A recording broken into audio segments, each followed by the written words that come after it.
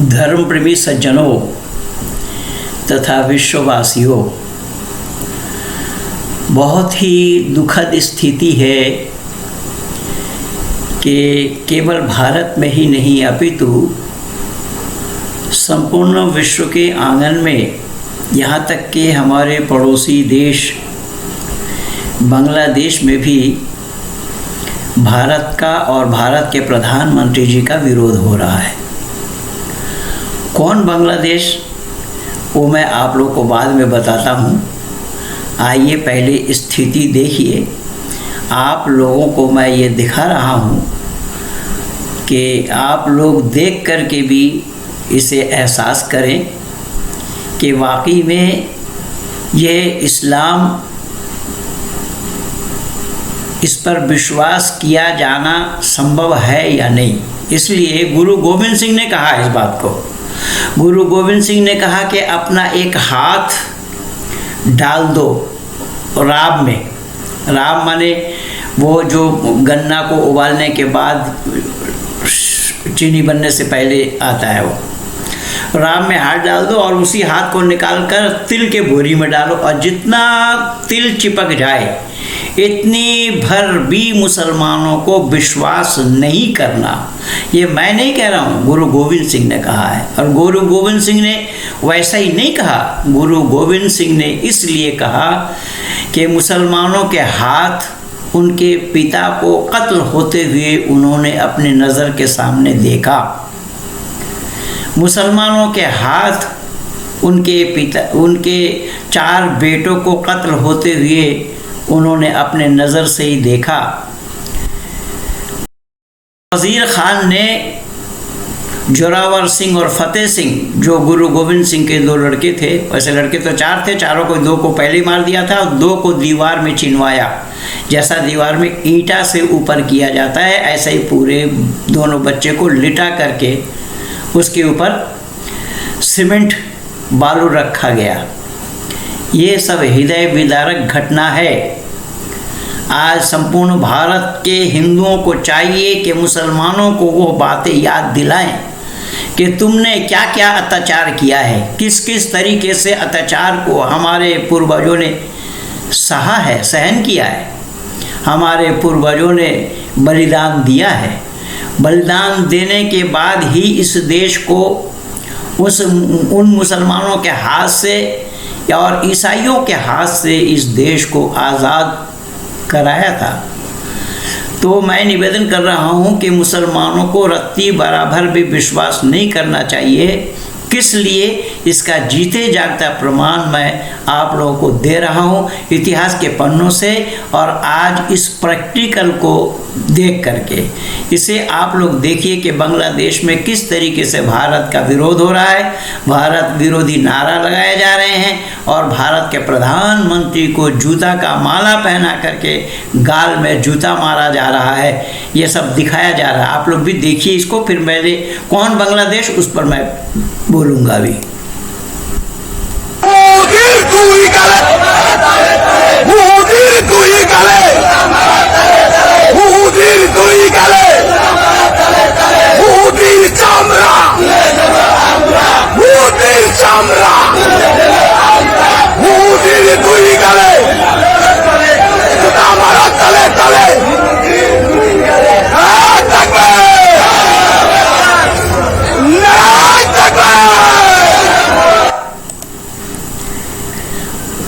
सुन लिया, देख लिया आप लोगों ने। बांग्ला भाषा में ये बोल रहे हैं ये बांग्लादेशी। देखिए बोरीशाल, ये बांग्ला में लिखा है बोरीशाल। बोरीशाल एक डिस्ट्रिक्ट है। उस बोरीशाल में कई बार आर्य समाज भी हुआ करता था। इस समय क्या स्थिति है मुझे मालूम नहीं। तो मोदीर दुई गाले, अर्थात मोदी के दोनों गाल में जूतो मारो ताले ताले, यानी जूता मारो क्रम क्रम से। और इस तरीके से मोदी को क्या सम्मान दे रहे हैं ये लोग। बंधुओं, आप लोगों को मालूम है ये कौन बांग्लादेश? ये वही बांग्लादेश है जिस बांग्लादेश को भारतवर्ष ने आज़ादी दिलाई। भारतवर्ष को मुजीबुर रहमान को सहयोग दिया। भारतवर्ष ने मुजीबुर रहमान को सहयोग देते हुए बांग्लादेश को आज़ादी दिलाई। किनसे? क्रूर पाकिस्तानियों से। न मालूम भारत ने कितने सैनिकों को गंवाए, करोड़ों रुपया खर्च किया इन बांग्लादेशियों के पीछे। इतना सब कुछ होने के बावजूद भी आज वो बांग्लादेशी किस पर उतर आए, इसे देखिए। इसीलिए मैं पहले ही बोला था कि इस्लाम के मानने वाले लोग विश्वास करने लायक नहीं है, ये विश्वासघाती हैं।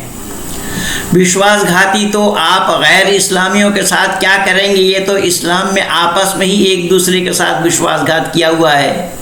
हज़रत मोहम्मद साहब के लड़की के 2 लड़के को, हसन और हुसैन को, मोहम्मद साहब के नवासे को, हज़रत अली के दोनों बेटे को मुसलमानों ने मारा है। उस समय आरएसएस का जन्म नहीं हुआ था, उस समय विश्व हिंदू परिषद का जन्म नहीं हुआ था। राष्ट्रीय स्वयंसेवक संघ हो, विश्व हिंदू परिषद हो, वनवासी कल्याण आश्रम हो, सीमांत शांतिश्वर समिति हो, अखिल भारत विद्यार्थी परिषद हो, अर्थात जितने भी इस्लामिक हिंदू संगठन है, उन दिनों में किसी का भी जन्म नहीं हुआ था। यह इन्हीं मुसलमानों ने उन्हें मौत के घाट उतारा। तो जब ये लोग अपने लोगों को ही मौत के घाट उतार सकते हैं, तो भारतवासियों के साथ क्या रवैया करें? यह तो भारत की बहुत बड़ी भूल थी जो हमने अपने सैनिकों को गवा करके भी इन्हें आज़ादी दिलाई, केवल मानवता के आधार पर कि मानवता की रक्षा हो। और 93,000 सैनिकों को सरेंडर करवा दिया था। नियाज़ी जैसे कमांडर इन चीफ पाकिस्तान के हाथ ऊंचा कर लिया, हाथ खड़ा कर दिया भारत के सामने। भारत ने इतना कुछ किया किस लिए? कि बांग्लादेशियों को आज़ादी मिले। उस मुजीबुर रहमान के आज़ादी की लड़ाई में भारत ने अपना बहुत कुछ गंवाया भी। इतना होने के बावजूद भी 3 बीघा को लेकर के कितना कुछ कांड हुआ। जब यूपीए सरकार में हमारे प्रणब मुखर्जी जो राष्ट्रपति भी रहे हैं, प्रणब मुखर्जी जब कांग्रेस के विदेश मंत्री रहे, कांग्रेसी मिनिस्ट्री में, तो विदेश मंत्री रहते हुए वो बांग्लादेश गए और बांग्लादेश में भारत के खिलाफ गतिविधियां वो लोग चला रहे हैं। प्रणब मुखर्जी ने खुद कहा आकर के भारत में। तो ये ऐसे लोग हैं। और फिर मैं आप लोगों को बता दूं, ये कैसे विश्वासघाती, केवल हसन और हुसैन को ही नहीं मारा, जिस मुजीबुर रहमान के बदौलत इन बांग्लादेशियों को आज़ादी मिली, उस मुजीबुर रहमान को भी 4 वर्ष इन लोगों ने जीवन जीने नहीं दिया। उस मुजीबुर रहमान को भी कत्ल कर दिया, उस मुजीबुर रहमान को भी मार दिया। क्यों? कि मुजीबुर रहमान ने एक काम इस्लाम के दृष्टि से गलत किया कि पूर्वी और पश्चिमी दोनों पाकिस्तान के शासक एक होते थे, उन्होंने शासक 2 बना दिया। ये इस्लाम के साथ बगावत था। इसलिए जो इस्लाम को कबूल नहीं करता, जो इस्लाम के प्रवर्तक हज़रत मोहम्मद साहब ने तो अपना चाचा को भी मौत के घाट उतारने में संकोच नहीं किया। जो अपने चाचा को मारा किस लिए? वो इस्लाम को स्वीकार नहीं किया, इसलिए इस इस्लाम के लिए ये मरने मिटने के लिए तैयार होते हैं और अन्यों को, दूसरों को मौत के घाट उतारने के लिए तैयार हो जाते हैं। मैं निवेदन कर रहा हूँ कि उस मुजीबुर रहमान को भी इन्हीं बांग्लादेशियों ने, वो पाकिस्तानियों ने नहीं मारा, इन्हीं बांग्लादेशियों ने 4 वर्ष जीवन जीने नहीं दिया। खालिदा जिया तो उन दिनों में बांग्लादेश में नहीं थी, वरना हशर उनका भी यही होता। उस मुजीबुर रहमान को मारा जिस मुजीबुर रहमान के साथ इन बांग्लादेशियों का कलमा एक, रोज़ा एक, नमाज एक, हज एक, ज़कात एक, कुरान एक, इस्लाम एक, सब जगह एकता होने के बावजूद भी उस मुजीबुर रहमान को इन लोगों ने मौत के घाट उतारा। इसलिए इन बांग्लादेशियों के लिए चाहे भारत कितना कुछ क्यों ना किया हो, ये एहसान फरामोश, ये कौम ही एहसान फरामोश कौम है।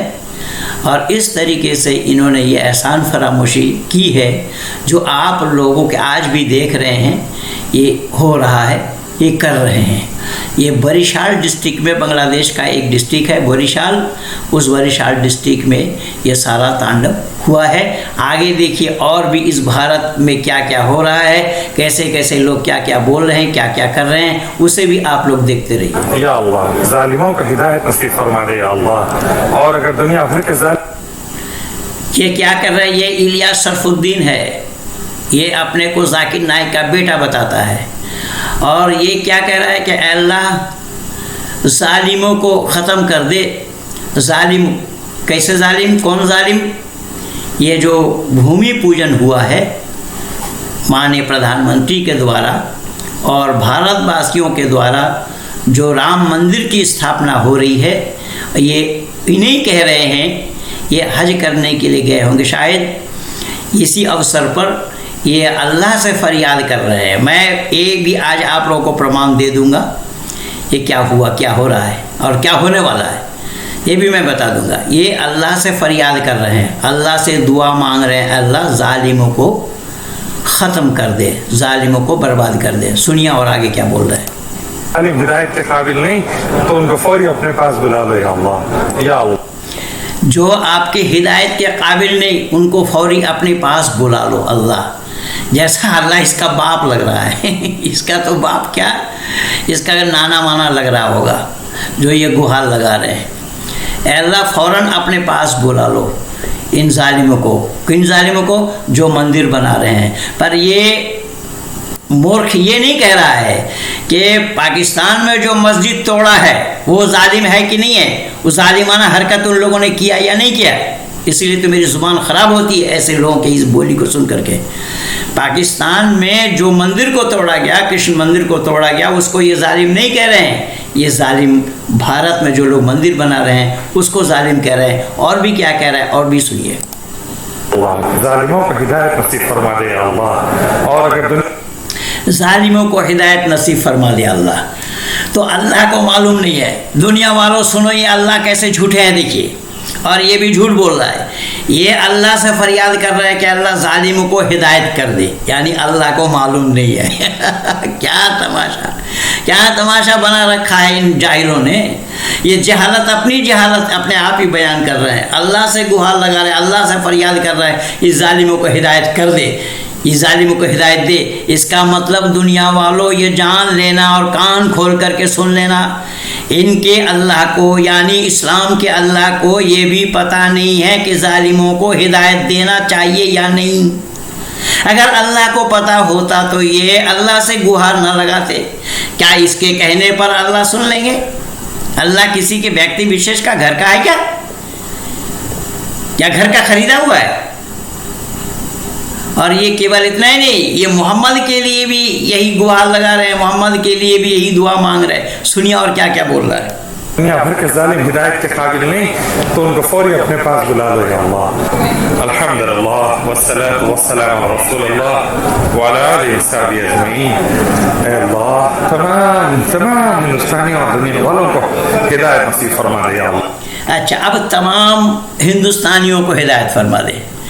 अरे वो जाहिल तो तमाम हिंदुस्तानियों में जिसको तू जालिम कह रहा है वो भी तो है हिंदुस्तानी।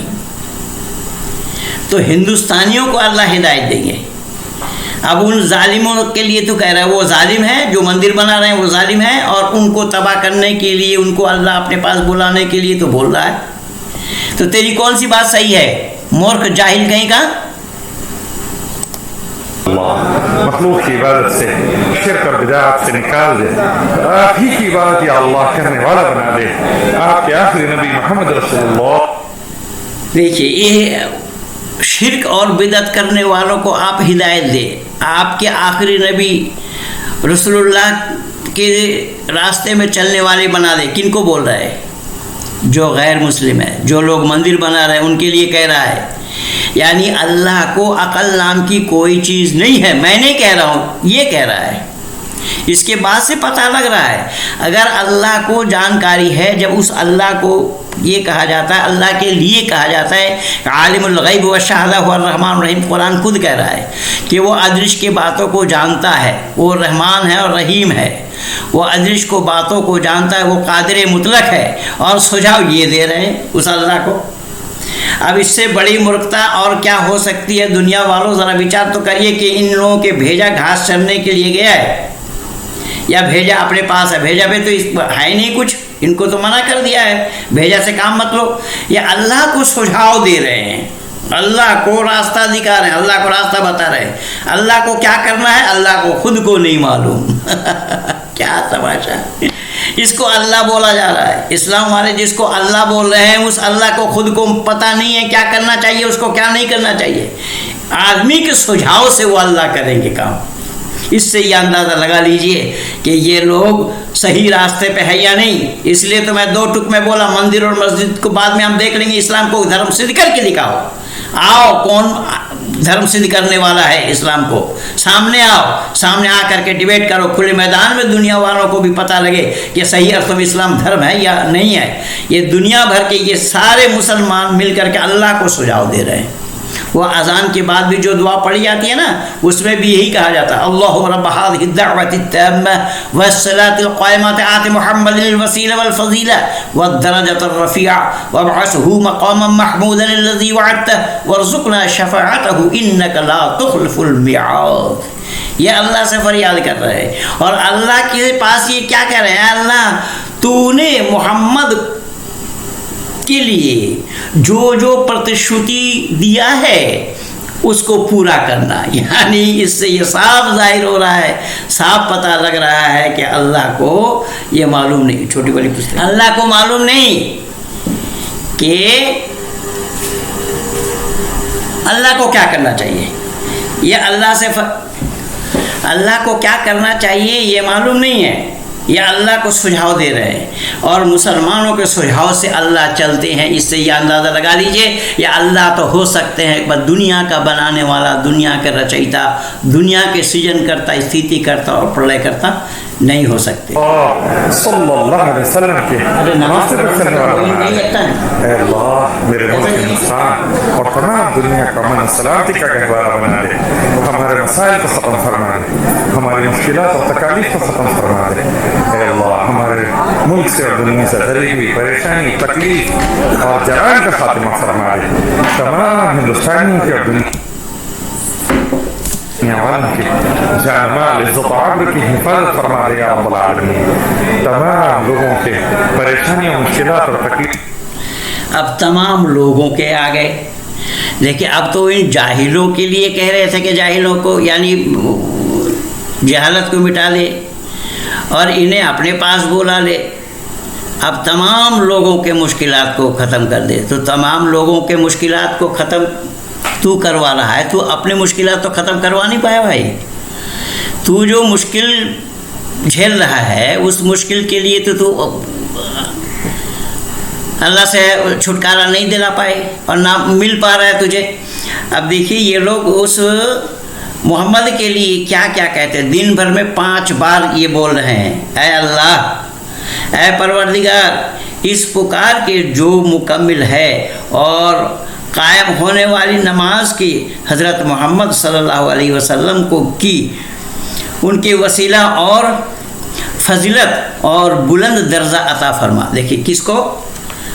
मोहम्मद को बुलंद दर्जा अता फरमा, यानी अल्लाह से ये मुसलमान गुहार लगा, ये उन मोहम्मद के लिए अल्लाह से गुहार लगा रहे हैं जिस मोहम्मद ने उंगली के इशारा से चाँद को तोड़ा बताया जाता है। जिस अल्लाह ने मोहम्मद के उंगली के इशारा से चाँद को तोड़ सकता है, और ऐसे मोहम्मद के लिए, उनकी फजीलत के लिए, उनके रहम व करम के लिए अल्लाह से ये गुहार लगा रहे हैं। इसका मतलब क्या हुआ कि झूठ का पुलिंदा किस तरीके से है। ये ना तो अल्लाह के पास मोहम्मद की उतनी मर्यादा है, अगर मर्यादा वाकई में हुई होती तो ये मुसलमान क्यों अल्लाह से फरियाद करते कि मोहम्मद के लिए ये कर, मोहम्मद के लिए वो कर? ऐसा थोड़ा ही है। इसीलिए साफ जाहिर हो रहा है, मैं वो झूठ का पुलिंदा आप लोग को उठा करके दे रहा हूँ, ध्यान से सुनिए। गुहार लगा रहे हैं, इससे यह अंदाज़ा लगा लीजिए आप लोग कि इनका अल्लाह, इस्लाम वालों का अल्लाह को क्या करना क्या नहीं करना उसको खुद को मालूम नहीं है। ये मुसलमान अल्लाह को सुझाव दे रहे हैं, उसको बुलंद दर्जा अता फरमा। आगे खेल देखिए क्या बोला, और उनको बड़ा कर मकामे महमूद में जिसका तूने उनसे वादा किया है।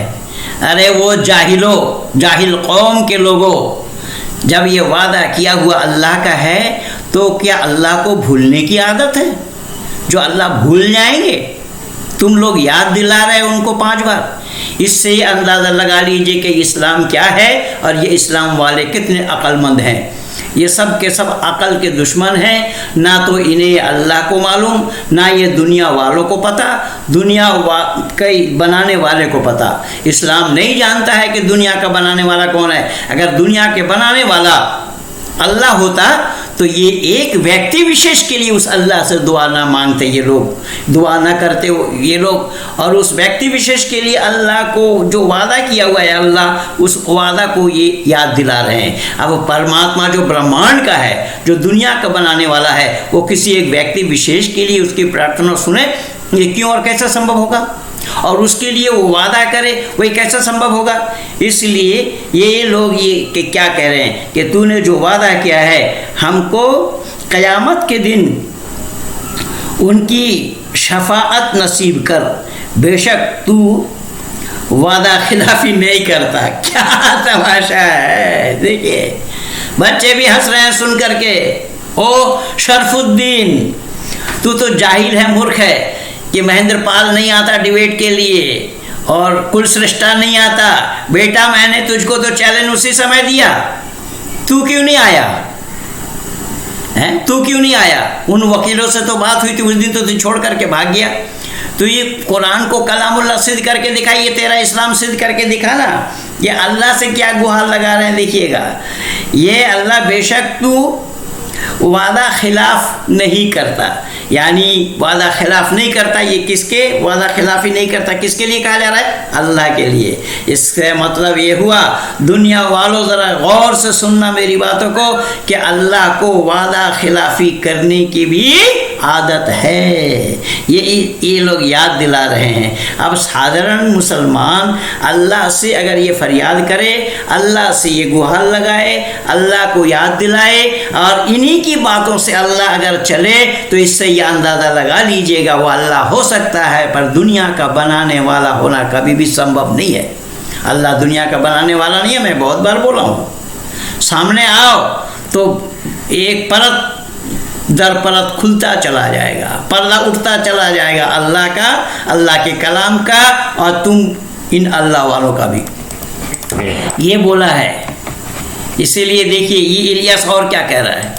धर्म क्या होता है? श्री राम दिखाइए, उनकी शरण में आ जाओ। श्री राम मंदिर में आ गए, श्री राम मंदिर में आ गए, सुकून मिल गया, तुम भी मंदिर में आओ, सुकून मिल गया। श्री राम को शरण अल्लाह ने दी, श्री राम को शरण अल्लाह ने मंदिर में दी, तुम भी आओ मंदिर में।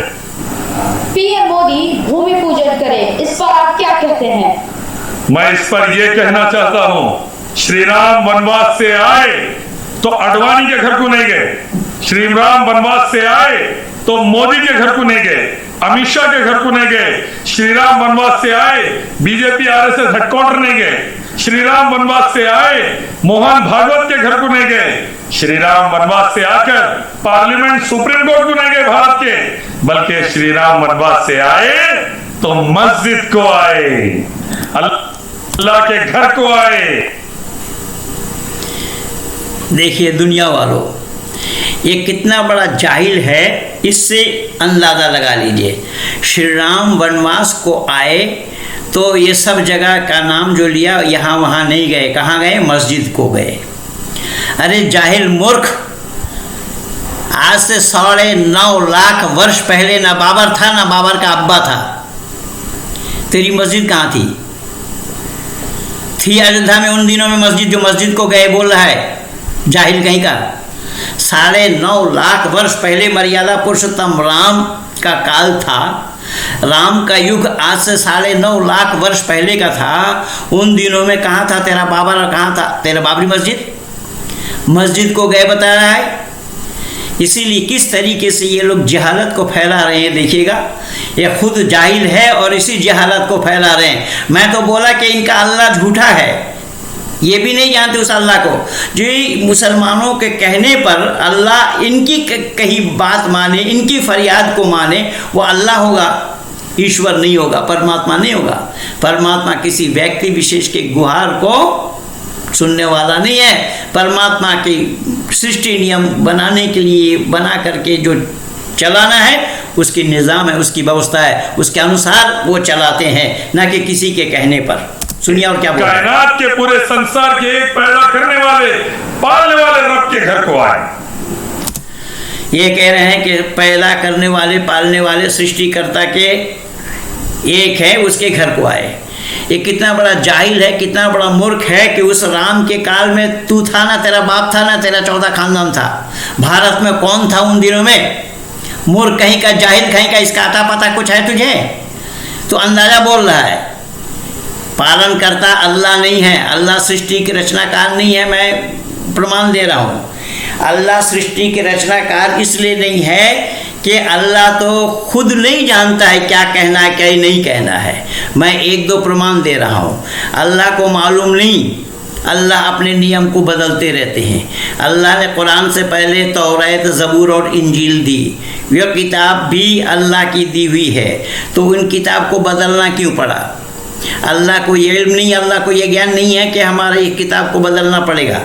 क्या अल्लाह को ये ज्ञान है या नहीं? बोल रहे इसलिए शरफुद्दीन ये बता, अल्लाह को ये इल्म था कि जिस शैतान को बनाया जा रहा है, ये शैतान तेरा हुक्म अदूली करेगा। कि जिस आदम को इतने अरमान से बनाया जा रहा है, वो आदम भी तेरा हुक्म अदूली करेगा। उस अल्लाह को भी ये मालूम नहीं कि आदम के पति पत्नी जो 2 संतान बनाए, भाई बहनों में शादी होगी और एक भाई को कत्ल करेगा। दोनों भाई एक बहन के तरफ दृष्टि लगाए बैठेंगे। ये सारा वीडियो मैं बना करके दिया, बोल करके, लिख करके भी दिया। फिर बता रहा हूँ इसी इलियास शरफुद्दीन को, एक कड़ी दांत निकला हुआ है इसका। बेटा तेरे को कुछ भी आता पता नहीं है, ना तो इस्लाम को जानता है, ना कुरान को जानता है, ना तो दुनियादारी को तुझे मालूम। और तेरा अब्बा जिसको तू अब्बा बोलता है ना, वो भी नहीं जानता है, इसीलिए तो भागा है वो। जाकिर नाइक का पर्दाफाश देख सुदर्शन न्यूज़ चैनल का प्रोग्राम। मैं तुम लोगों को बार बार चुनौती दे रहा हूँ, आओ सामने आओ ना मुकाबला करने के लिए, तब ना पता लगेगा सच्चाई किनके पास है। मैंने निवेदन किया कि इस अल्लाह को भी पता नहीं। उन दिनों में आदम के काल में भाई बहनों में शादी हुई। आदम के दोनों बेटों ने दोनों बहन से शादी की और एक बहन पर दोनों भाई ने नज़र दौड़ाई। और इसका फैसला कैसा हो कि दोनों को भेज दिया जंगल में, और दोनों ने मिन्नत मानी, जिसकी मिन्नत पूरी हो वो उसको शादी करेंगे। यह अल्लाह का फरमान है। और दोनों ने वहाँ मिन्नत रखी और ऊपर से आसमान गैबी अदृश्य, यानी गप किस तरीके से गप है देखिए, ये तो पूरी कुरान गप्पी ही गप्पा है। वो अल्लाह ले गए उसको उड़ा करके। तो भाई को मारा और फिर उसको दफनाए कैसे, सर पे लिए घूम रहा, कंधे पे लिए घूम रहा था। और अल्लाह ने 2 कौवा भेज दिया। उन दोनों कौवा को भेज करके, वो भी मैं आपको पुस्तक पेज लगा दूंगा, अभी इसी में ही लगा दूंगा। 2 कौवा भेज दिया अल्लाह ने, और एक कौवा आपस में लड़ करके उसको मिट्टी खोद करके दूसरे को दफनाया। ये अल्लाह कौवा से इंसान को ज्ञान दे रहे हैं। इससे ये अंदाज़ा लगा लीजिए कि इनके अल्लाह ज्ञानवान है या कौवा ज्ञानवान है। कौवा से अल्लाह इंसान को ज्ञान दे रहे हैं। तो उस काल में आदम के दोनों बेटियों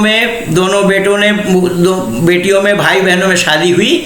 बाद में मोहम्मद के काल में आ करके अल्लाह ने मना किया कि नहीं, अब भाई बहनों में शादी होना नहीं है। हुर्रिमत अलैकुम उम्महातुकुम व बनातुकुम व खलातुकुम व बनातुल अख व बनातुल उख्त, वहाँ अल्लाह ने ये जिक्र फरमाया है। और फिर बताया कि दोनों बहनों को एक साथ कोई दोनों बहन को शादी न करे, यानी एक मुसलमान के लिए दोनों बहन को एक साथ शादी करना हराम है। अल्लाह ने मना कर दिया अब आकर के, लेकिन याकूब के काल में यह हलाल था। तो अल्लाह को उस काल में पता नहीं कि हमें बदलना पड़ेगा। जो अल्लाह के पास ज्ञान नाम की कोई चीज़ नहीं है, वो अल्लाह दुनिया क्या चलाएंगे? वो दुनिया का बनाने वाला कैसे होगा? हो सकता है इस्लाम की दृष्टि में हो, लेकिन जो मैं प्रमाण दे रहा हूँ एक का भी जवाब लेकर के आओ। इलियास सरफुद्दीन, मैं निवेदन कर रहा हूँ कि शराब पीने से नशा होता है, ये इल्म भी अल्लाह को नहीं था। अल्लाह ने उसको भी बदला कि ला तक़रबुस्सलात व अंतुम सुकरा, जब नमाज पढ़ो तो शराब नशे के हालात में मत जाओ। एक साहबी हज़रत मोहम्मद साहब के साथ ही ये शराब पी करके नमाज पढ़ा रहे थे, वो उल्टा सीधा कुरान को पढ़ने लगे तो दूसरे साहबी ने हज़रत मोहम्मद साहब की तरफ मुखातिब हुआ, तब अल्लाह ने ये आयत नाजिल कर दी, ये है तेरा अल्लाह, ये है अल्लाह ज्ञानवान। अल्लाह के पास तो ज्ञान नाम की कोई चीज़ नहीं है कि जो अपनी कही हुई बात को पलट दे तो दुनिया में अच्छे निगाह से भी लोग उनको नहीं देखते हैं। इलियास, क्या तू बता रहा है अल्लाह अल्लाह कर रहा है, और जिस अल्लाह से तू गुहार लगा रहा है, जिस अल्लाह से तू दुआ मांग रहा है, तेरी दुआ अल्लाह कबूल करेंगे? तेरी दुआ को अल्लाह कबूल, तुझ जैसे एक चापलूस, तुझ जैसे एक जाहिल की दुआ अगर अल्लाह कबूल करे तो अल्लाह हो सकता है, परमात्मा नहीं। परमात्मा सब निज़ाम को, व्यवस्था को बनाने वाले हैं, इसलिए परमात्मा को पता है क्या करना है क्या नहीं करना है। परमात्मा व्यक्तिगत किसी के सुझाव से काम नहीं करते हैं। इसे तुम लोगों ने जाना नहीं, संपूर्ण इस्लाम ने नहीं जाना इसको। इसलिए मैं निवेदन कर रहा हूँ, केवल इतना ही नहीं, वहाँ शराब अब हराम हो गया, पहले हलाल था अब हराम हुआ, तो अल्लाह को पहले से इल्म था या नहीं? अल्लाह ज्ञानवान है या नहीं? इतना ही नहीं, वहाँ निसाउकुम हर्सुलकुम फातु हर्सकमन्ना शैतु मुक़द्दिमुल अनफुसिकुम बताया है। एक व्यक्ति भागते दौड़ते हुए हज़रत मोहम्मद साहब के पास आए और कहा कि मैंने अपने सवारी को औंधा कर लिया, तो ये अल्लाह के तरफ मुखातिब हुआ, तब अल्लाह ने ये आयत नाजिल कर दी कि पत्नियाँ तुम्हारी खेत हैं, आगे से पीछे से जैसा, ये सब बातें हैं। तो एक दो नहीं, कुरान भरा पड़ा है, जहाँ से बोलोगे वहीं से उठा के दे दूंगा। इसलिए आओ, इस्लाम धर्म है, कुरान ईश्वरीय ग्रंथ है, इसको सिद्ध करने के लिए मैं खुली चुनौती दे रहा हूँ, खुला दरबार है मेरा। आओ, जिसका मन करे सामने आओ और हम बैठ करके डिबेट करेंगे, स्टैम्प पेपर में लिखा पढ़ी करके। मैं हार गया तो हम तुम्हारे और तुम हार गए तो हमारे। मैं हार गया तो इस्लाम स्वीकार करूँगा, या ईसाइयों के पास हारा तो ईसाइयत कबूल करूँगा, और इस्लाम, ईसाइयत और बौद्धिस्ट मेरे पास हारे तो वैदिक धर्मी बनना पड़ेगा। ये जैसे इस्लाम और ईसाइयत है, बौद्धिस्ट भी ठीक वैसा ही है। जिन बौद्धिस्टों ने मुझे 50,000 करोड़ में खरीदने का ऑफर दिया है, ये सब मैं आप लोगों के सामने प्रस्तुत कर चुका हूँ। इसीलिए मैं निवेदन कर रहा हूँ कि ये सब तीनों ही सत्य होने का दम भर रहे हैं। बौद्धिस्ट कह रहे हमारा सच्चा धर्म है, ईसाई कह रहा हमारा सच्चा धर्म है, ये इस्लाम भी कह रहा हमारा सच्चा धर्म है। अरे तुम पहले ही अपने आप ही निर्णय लो ना, तुम तीनों में से सच्चा किसका है?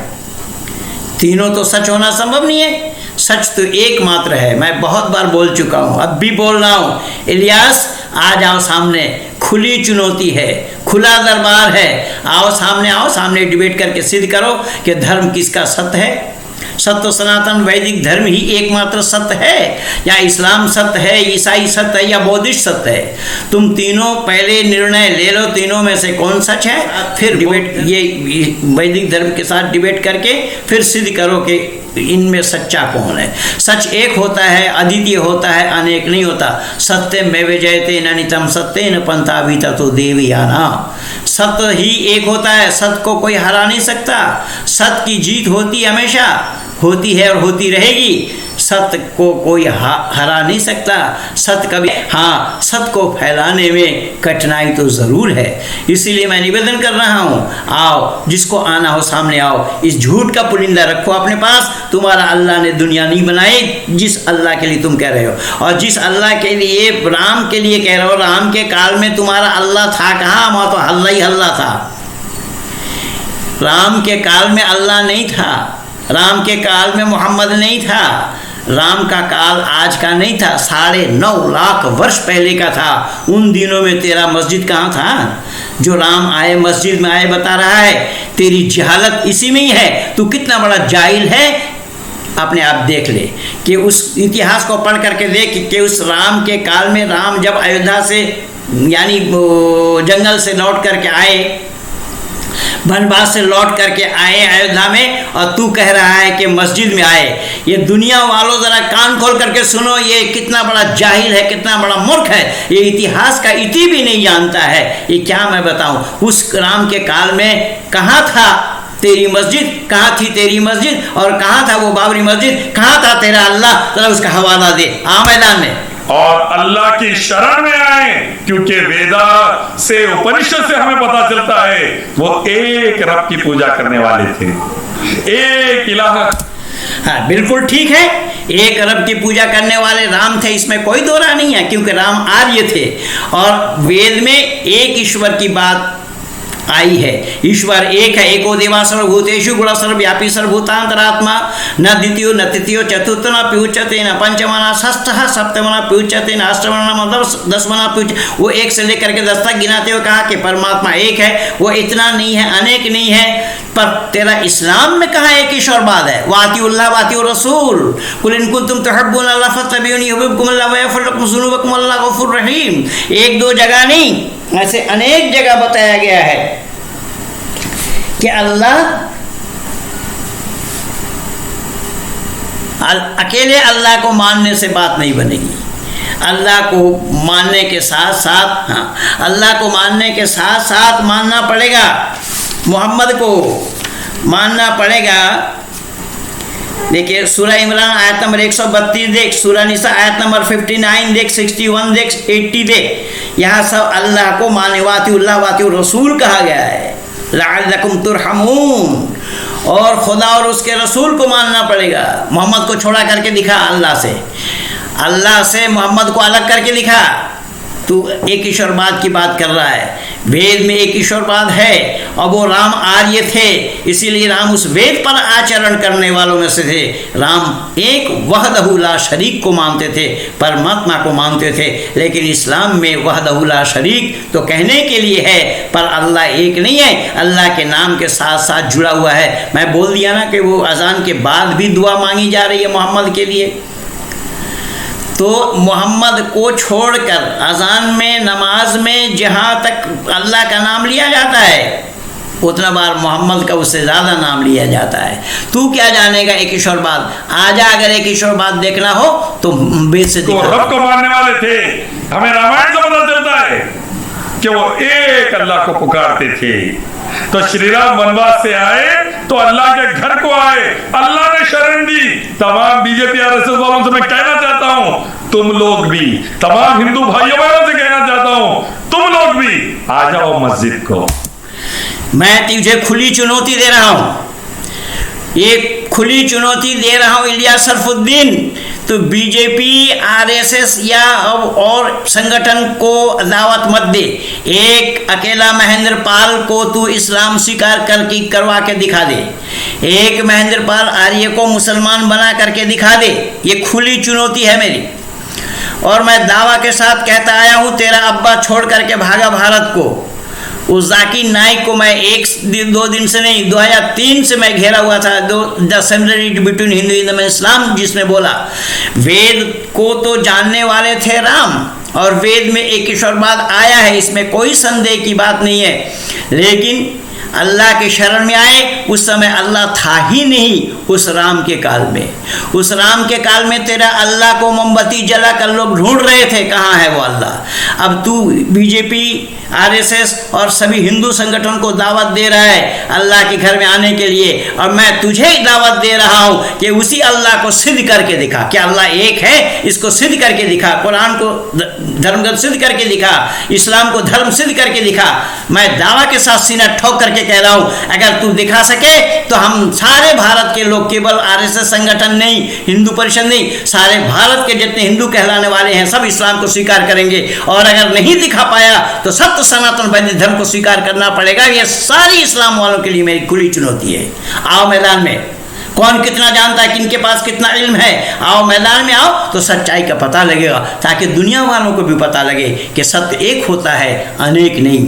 तू और संगठन को क्या दावत दे रहा है? मैं तुझे दावत दे रहा हूँ। तो अकेला महेंद्र पाल को आज 37 वर्षों से मुसलमान नहीं बना पाया और पीछे पीछे फिरता रहा, भागता रहा। कहाँ कहाँ क्या हुआ, कौन नहीं भागा है? बुद्धिस्टों ने भागा, ईसाइयों ने भागा, इस्लाम ने भागा। एक महेंद्र पाल आर्य को कोई नहीं बना पाया, ना बुद्धिस्ट बना पाया, ना ईसाई बना पाया और ना इस्लाम मुसलमान बना पाया। और सब ने बंडल बंडल दिखाया। ये तो उजागर हो गया, जो 50,000 करोड़ जो बुद्धिस्टों ने बोला है वो उजागर हो गया। ऐसा ईसाइयों ने भी बोल रखा है, उसी वीडियो में लगा हुआ है। ईसाइयों ने भी वेटिकन सिटी तक, भारत से लेकर के वेटिकन सिटी तक के पादरी मेरे पीछे लगे हुए थे जो मैं ईसाई बन जाऊं।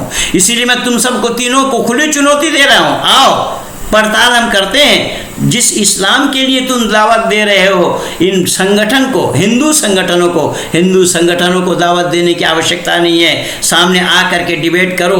भारत के जितने हिंदू कहलाने वाले हैं सब हम इस्लाम को स्वीकार करेंगे। और अगर इसको प्रमाणित न कर पाओ, सिद्ध न कर पाओ, तो फिर वैदिक धर्मी बनना पड़ेगा। वैदिक धर्मी बनने के लिए मैं खुली चुनौती दे रहा हूँ। इलियास सरफुद्दीन, आ जा मैदान में।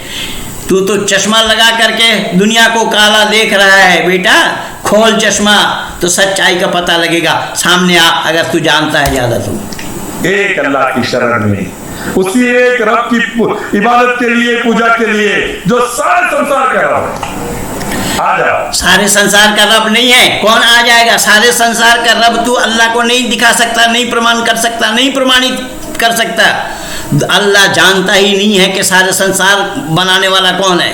अल्लाह को तो पता ही नहीं है। मैं बोला ना, कई प्रमाण दे दिया कि अल्लाह कभी कुछ कहता है, कभी कुछ कहता है। एक बात को कह करके उस बात को अगर टाल दे तो उसको लोग अच्छे निगाह से नहीं देखते हैं। ये तो मानव समाज की बात है। अब अल्लाह उसको तो दुनिया वाला बता रहा है, दुनिया का बनाने वाला बता रहा है। वो कभी कुछ कह रहा है, कभी कुछ कह रहा है। यही तो सलमान रश्दी ने यही तो किया है। सलमान रश्दी ने सैटेनिक वर्सेस में यही बोला है कि भाई कभी कुछ बोलते हो, कभी कुछ बोलते हो। एक बात पर तो कायम रहो। एक बात पर कायम रहने वाला अल्लाह नहीं है। अल्लाह तो नियम बदलता रहता है और नियम बदलना उसको पड़ता है जो अज्ञानी होता है, जिसको ज्ञान नहीं है, जिसको आगे पीछे का ज्ञान नहीं है। वो अल्लाह तो खुद ही नहीं जानता है कि शैतान उसका हुक्मदुली करेगा। वो अल्लाह तो खुद नहीं जानता है कि आदम उसका हुक्मदुली करेगा।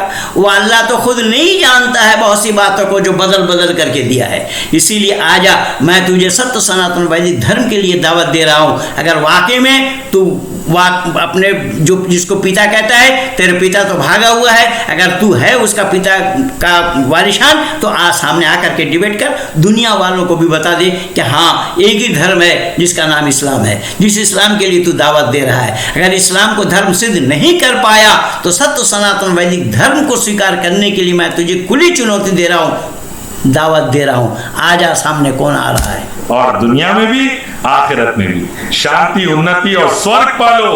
वेद देखिए, शांति, उन्नति और स्वर्ग पालो। हमारे वहाँ ये वैदिक संस्कृति में स्वर्ग नहीं है। हदाई का अनाबम का वैतराबम का संदेहा का ला यस्माउन फीहा लगबम वला किज़ाबा व अज़वाजुम फी ज़िलालिम अराय के मुत्तक़िऊन लहुम फीहा फाकिहतुन व लहुम मा यदऊन। ये सब शब्द नहीं है। वबश्शिरिल लज़ीना आमनु व अमिलुस सालिहाति अन्ना लहुम जन्नातिन तजरी मिन तहतिहा अल-अनहारु कुल्लमा रुज़िक़ू मिनहा मिन समरति रिज़क़न क़ालू हाज़ा लज़ी रुज़िक़ना मिन क़ब्ल व ऊतू बिही मुतशाबिहा व लहुम फीहा अज़वाजुम ये सब शब्द वेद में नहीं है। वेद में मौत के बाद वाली जिंदगी में स्वर्ग नहीं है। स्वर्ग के माने सुख विशेष का होता है। जिस घर में, जिस झुग्गी झोपड़ी के अंदर में सुख शांति चैन और अमन हो, जिस घर में जितने लोग रहते सब आपस में मिल करके रहे, आपस में मतभेद न हो, आपस में एक दूसरे के साथ सौहार्दपूर्ण वातावरण में रहे, ये है स्वर्ग। उसको स्वर्ग कहा जाता है। और तुम लोग तो उसी जन्नती हूर और गिलमा के लोग और लालच में, पाक शराब की लालच में, वहाँ पर अंगूर मिलेंगे, ये मिलेंगे, वो मिलेंगे, खजूर मिलेंगे। वहाँ आम की बात नहीं है। तेरा अल्लाह नहीं जानता है कि वहाँ आम का भी पेड़ लगा होगा। और दुनिया वालों सुन लो जरा, आम फलों का राजा है। उस आम की चर्चा संपूर्ण कुरान में कहीं नहीं है। अरे आ जा, तू जानता है क्या है, कितना जानता है, दिखा दे जरा जन्नत में आम मिलेगा कि नहीं खाने के लिए। अल्लाह को पता ही नहीं है। अफसोस, जो फलों का राजा है आम, उस आम का नाम भी नहीं है कुरान में। ओ दुनिया वालों जरा सुनो इस मूर्ख की मूर्खता को। जिस जन्नत के लिए ये दावत दे रहे हैं, हिंदुओं को दावत दे रहे हैं, ये हिंदू इसको दावत दे रहा है कि आजा, अगर तुझे फलों का रस आस्वादन करना हो, जो फलों का राजा आम है, कि लगा जब आम डाली पर फटी छाती बेचारों की, लगे बेचारे पछताने कि हमें कौन पूछेगा। फिर सुन, लगा जब आम डाली पर फटी छाती अनारों की, लगे बेचारे पछताने कि हमको कौन पूछेगा। आम का नाम सुन करके अनार की छाती फटने लगी, एक एक दाना अलग अलग हुआ। ये सब फल जन्नत में नहीं है, ये सब फल तेरे पास नहीं है, तू जानता भी नहीं है, तेरा अल्लाह भी नहीं जानता, तू कहाँ जानेगा। चढ़ा आकाश को नारियल, जटा धारण किए सर पर, पेट में पड़ा है पानी के, हमको कौन पूछेगा। वो नारियल का भी नाम नहीं है तेरे जन्नत में। सुन मूर्ख कहीं का, अल्लाह भी नहीं जानता है कि नारियल नाम का कोई फल होता है। जिस नारियल के पानी पीने से लोग के पेट की बीमारी खत्म हो जाती है, तुझे ये मालूम नहीं। इसलिए मैं बोल रहा हूं, बेचारे संतरे ने जब सुना यशगान आमों की, कलेजे के हुए टुकड़े के हमको कौन पूछेगा। ये संतरा का भी नाम नहीं है तेरे कुरान में, न संतरा वहां मिलेगा जन्नत में। क्या जानता है तू? आ सामने आ, मैं दावत दे रहा हूं, खुली चुनौती है। संतरा भी अफसोस करने लगा, एक एक कोशा अलग अलग हो रहा है। क्यों? आम का नाम सुनकर। बेचारे अंगूर ने जब सोचा, जब सुना आम की शोहरत, इसीलिए वो छोटा रह गया कि हमको कौन पूछेगा। अंगूर सबसे फलों से छोटा फल है अंगूर। अंगूर छोटा क्यों रह गया? आम का नाम सुनकर। कि सुनी जब आम की शोहरत, तो वो जल भुन गए जामुन, इसी से हो गया काला कि हमको कौन पूछेगा। जामुन का रंग काला है, सुन कैसे, तेरा भी मुंह काला पड़ जाएगा, तेरा भी मुंह काला करके छोड़ूंगा मैं। आ जा सामने ना। वहां क्या बोला मैं? ये सब आम के नाम को सुन करके सब के सब फेल पड़ गए। इसलिए मैं बोलूंगा कि हुई जब आम की शोहरत, तो सब रह गए पीछे, किसी के पास कोई मजाल नहीं है। इसी तरीके से हुई जब दयानंद की शोहरत, तो विधर्मी पड़ गए फीके कि हमको कौन पूछेगा। ये कविता बड़ी लंबी है, मैं पूरा नहीं सुना रहा हूँ, केवल थोड़ा थोड़ा उदाहरण प्रस्तुत किया हूँ, थोड़ा थोड़ा उदाहरण तुझे दिया हूँ। कविता बड़ी लंबी है, बहुत पहले की कविता है। कवि इंद्रदेव जी ने इस कविता को लिखा था बहुत ज़माने में। इसीलिए मैं बोल रहा हूँ, आम का नाम कुरान में है तो दिखा, जन्नत में आम खाने के लिए मिलेगा तो दिखा, वहाँ अंगूर मिलेंगे, खजूर मिलेंगे। यही दो फल अल्लाह जानते हैं और नहीं। गीता का ये हुक्म, उपनिषद मनुस्मृति का ये हुक्म, कुरान हदीस का ये हुक्म, अल्लाह रसूलुल्लाह का ये हुक्म, और श्री राम श्री कृष्ण का ये। मर्यादा पुरुषोत्तम राम ने